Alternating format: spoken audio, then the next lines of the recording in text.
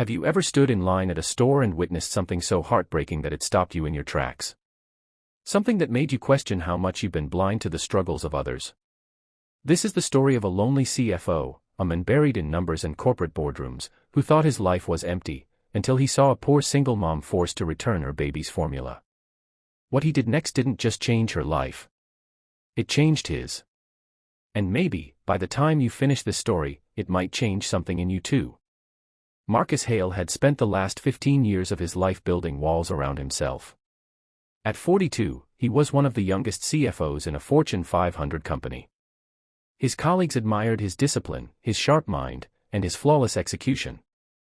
But outside the glass towers, Marcus lived in silence. His marriage had ended years ago after his wife said she was tired of being married to a calculator. He had no children, no family dinners, no one waiting at home. Money filled his accounts, but emptiness filled his heart. His life was about spreadsheets, deadlines, and the echo of loneliness in a luxury apartment. One rainy Thursday evening, Marcus decided to stop at a small neighborhood grocery store.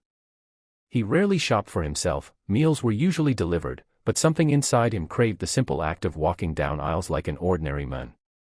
The store was almost empty, just a few shoppers moving slowly beneath the fluorescent lights. He carried a basket with only a few things: bread, soup, and some fruit. That's when he noticed her. A young woman at the register, holding a baby no older than 6 months in her arms.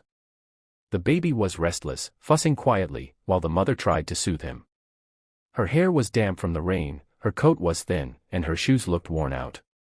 Marcus, out of habit, noticed everything: details, numbers, the small signals that spoke of someone's financial state. He could see it instantly. This woman was struggling. The cashier scanned a large container of baby formula. The total appeared on the screen, and Marcus saw the mother's face tighten.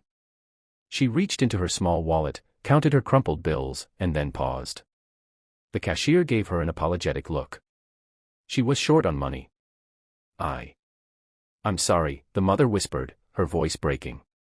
I'll have to return the formula. Marcus felt his chest tighten. The baby whimpered as if he understood the moment. The cashier reached for the container, sliding it back, and the young woman bowed her head, embarrassed. Something inside Marcus snapped. For years, he had walked past beggars, donated mechanically to charity, and ignored the raw realities outside his corporate bubble. But here, in front of him, was a child being denied food, not because the mother didn't want to provide, but because life had stacked the odds against her. Before he could think twice, Marcus stepped forward. "Excuse me," he said, his voice calm but firm. "Please keep